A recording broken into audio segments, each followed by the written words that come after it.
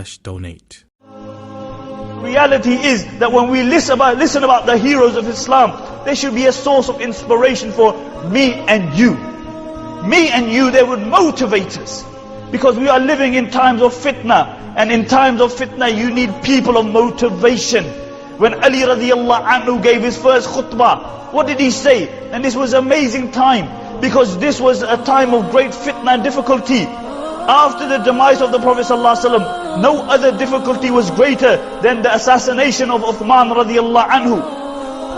And Ali radiallahu anhu was appointed as the Khalif. And what did he do? What did he say? This first khutbah, this is all he said. He ascended the pulpit. And he said, "O believers, you are in need of a rajul fa'al la qawwal. You are in need of a man of actions and not of a person who just talks. Because if revolutions and change came through talking, me and you would have a revolution every hour. Because me and you are very good at talking. But the help of Allah does not come through talking. It comes through the actions of individuals. If you want the mercy of Allah to descend, if you want the help of Allah to descend, then you have to do actions. You have to perform actions, because this is when the help of Allah subhanahu wa ta'ala descends." And Ali radiallahu anhu said, "O people, you are in need of a rajulun fa'al, an action man. Not of people who just talk. Not of people who just talk. If we want the mercy of Allah to descend, if we want the help of Allah to descend, we have to translate our talking into actions." You know, how often do you hear Muslims complaining, "Oh, why isn't the help of Allah descending?" How often do you hear them whinging? But how many actions do we do? Has this ummah paid its zakah and then Allah withheld its help? Has this ummah prayed salah like it should have prayed and then Allah withheld His help?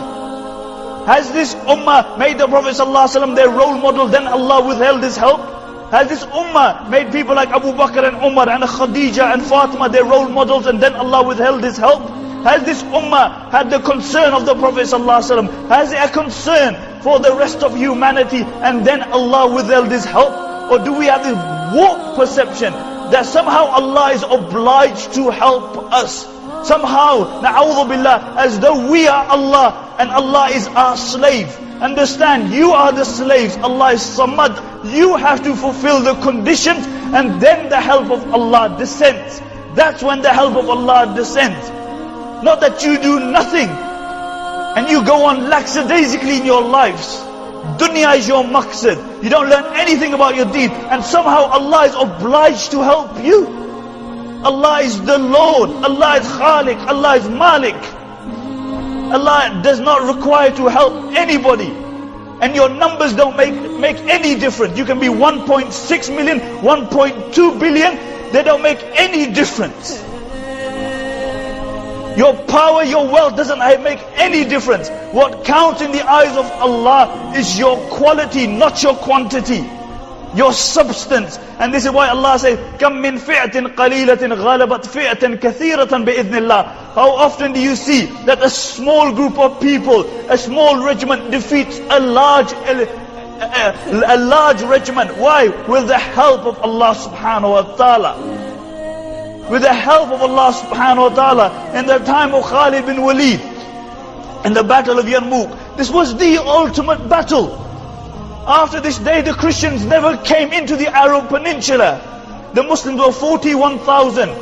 And the conservative estimate of the Romans were that they were 140,000. And Khalid bin Walid was checking his ranks. He was checking his men. And he walked past this young soldier who was looking at the Roman soldiers and their army.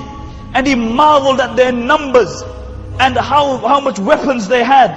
And he said, "How many are the Christians and how few are the Muslims?"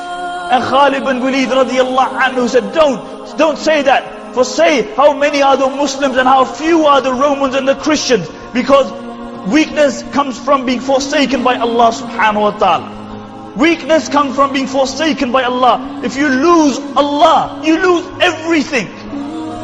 You lose everything. And if you attain the one Allah, you have everything. After the battle of the Murtadeen, Abu Bakr radiallahu anhu told Khalid bin Walid, now the superpower of the day, The superpower, the Persians are waiting.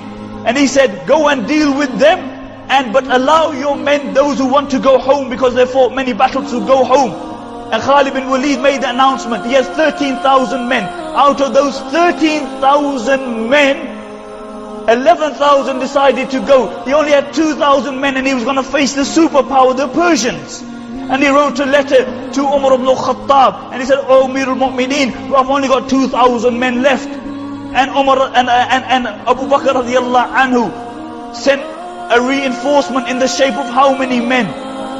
He sent a reinforcement in the shape of one person, Qaqa ibn Amr, for 11,000 men. And the Sahaba said, "Oh Abu Bakr, what you doing? What you doing? 11,000 men, and you are replacing them with one man?" And he said, "Yes, because those ranks which have the likes of Qaqa ibn Amr will never be forsaken by Allah subhanahu wa ta'ala.